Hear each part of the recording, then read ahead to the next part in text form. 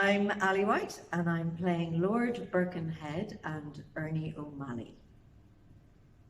And I'm John Cronin, and I'm playing Cathal Brua and Emma Dalton.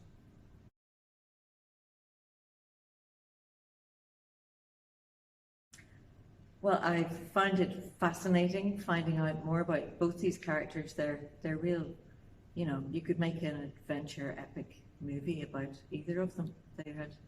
They had many sides, contradictions, many adventures in their lives. The two characters that I'm playing, they're very different, simply in terms of where they stood on the issues and the debate, but also the fact that Emma Dalton lived to a ripe old age, and we're very fortunate. We've excellent footage of him, whereas by contrast, Cathal Brua was dead within 12 months of the action of this play, because he was killed in the Civil War. It's interesting that that's true of the whole play, that half of these characters went on and lived in the New Ireland, and many of them were gone within 12 months of the action of the play.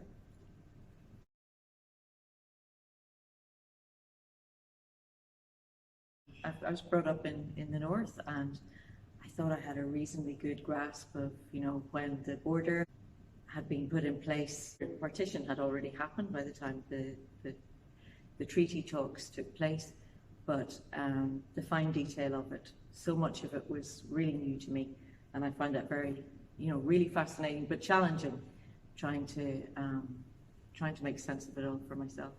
Challenge for us individually as actors, but for the production, for the writer and director also, is to play the human beings and their emotional truth within the context of these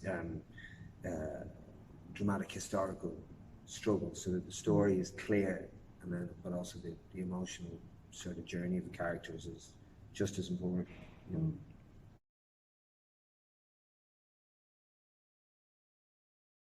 Well, I suppose we'll speak of O'Malley versus Dalton, just represent the opposing factions within the IRA that fought the War of Independence together, and of the action of this play are starting to split apart.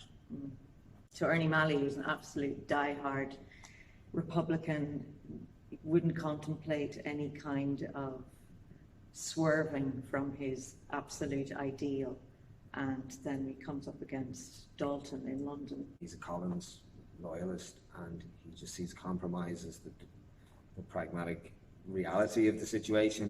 And then I did find out that these two men went to school together. It's the absolute tragedy of everything that comes after the action of this play, but the seeds are all in this play of these men who were brothers in arms, who were comrades, who fought and bled and died together in the War of Independence, who then found themselves enemies so soon after, and it's very, very sad.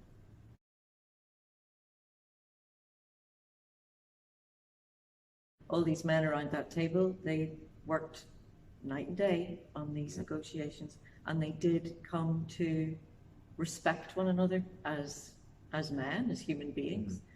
Birkenhead ended up, he thought just Collins was a total terrorist at the beginning of negotiations, whereas he had real respect for him by the end, as did Churchill. It's the human journey of the people who were in there with each other, having to work this out, versus the people who weren't.